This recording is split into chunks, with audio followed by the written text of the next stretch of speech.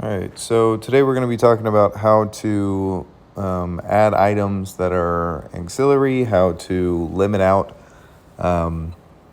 items that you are not inspecting, and then how to complete a report. If, say, you're just doing a one-off septic inspection and you don't have the actual home inspection to do. So instead of creating multiple inspection pages, multiple inspection reports where we have to switch them out and have them, which some companies do, they provide just a septic inspection report and you'll have no information about the home either in that report. So we do it in a very specific way. So I'll show you that. This is just a random inspection that I did. It's in a separate app, but I just added a report to it so we can look at it.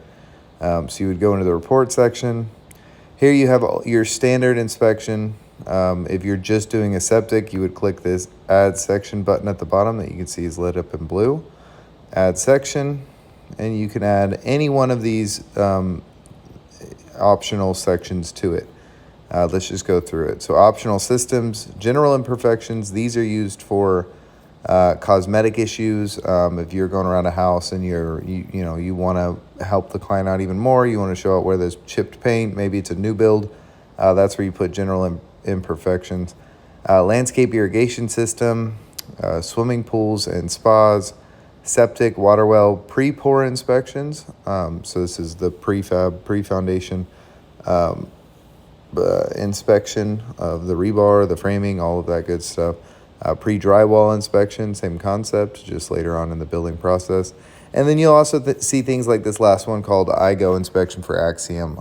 These are when we get a large-scale client, whenever we get a client that has specific needs, and we're going to be working in tandem with them. Sometimes we will create different sections simply for them to meet the needs that they want on their inspection reports.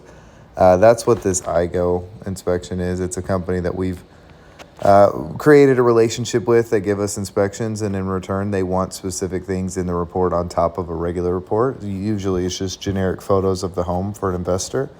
So we will add that section for any inspection that has IGO as the client. So let's look at what happens whenever we add a septic system. You can see here down at the bottom, it's added it to the report. In here, you have more questions that Philip and I have generated in the template that kind of step you through how a septic works. And I'm not really going to go over them. They're pretty standard. It's just like your standard inspection report.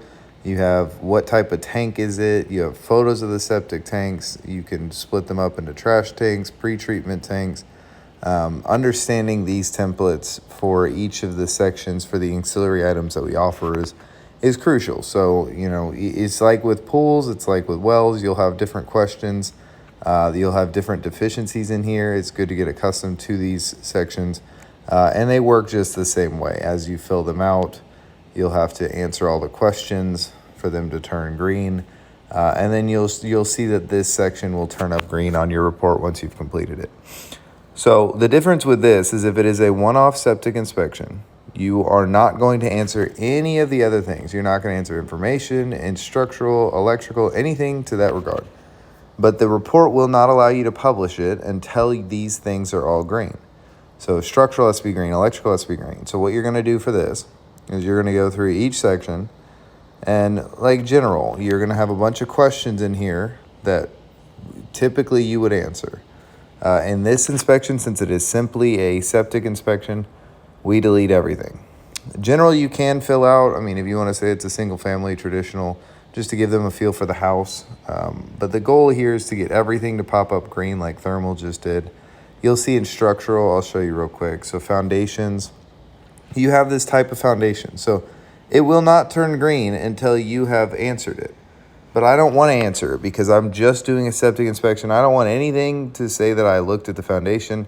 So I will mark it as not inspected at the top. And then if you click the arrow to the right where it says type of foundation, you click this arrow and then click in the top right, the three little buttons. You can click delete this comment. Now that comment is gone. And I'll give you another example. So roof covering materials, I would come in here. I'm going to mark it as not inspected at the top.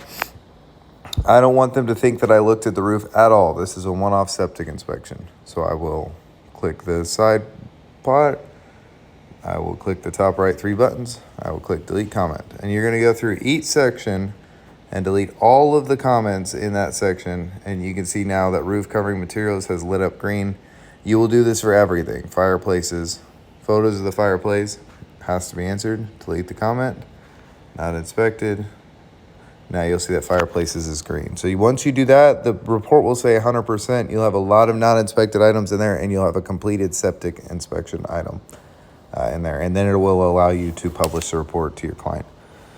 The last thing we're going to talk about in this video is say you come up with a generator with a landscape, a sprinkler system that they have not purchased for you to inspect. So it's an out of scope item.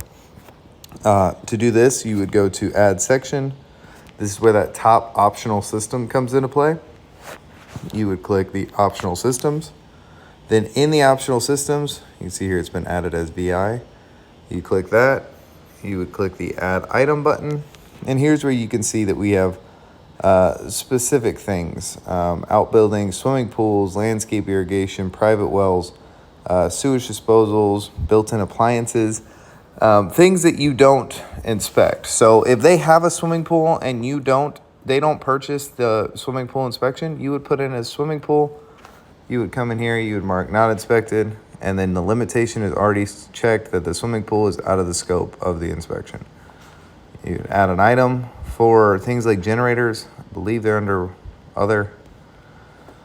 And you would find all of these things: generator out of scope, water softener system out of scope, gate opener out of scope. All these things that are out of scope items would go in the optional systems. And that, again, once you complete each item publish the report. So that is where you put all your optional systems. That is how you do septic. Same concept with wells. If you're ever doing a one-off inspection, that is how we would ask you to complete the one-off inspection. Delete all of the comments, complete your section of the one-off, and then publish your inspection. All right, thank you.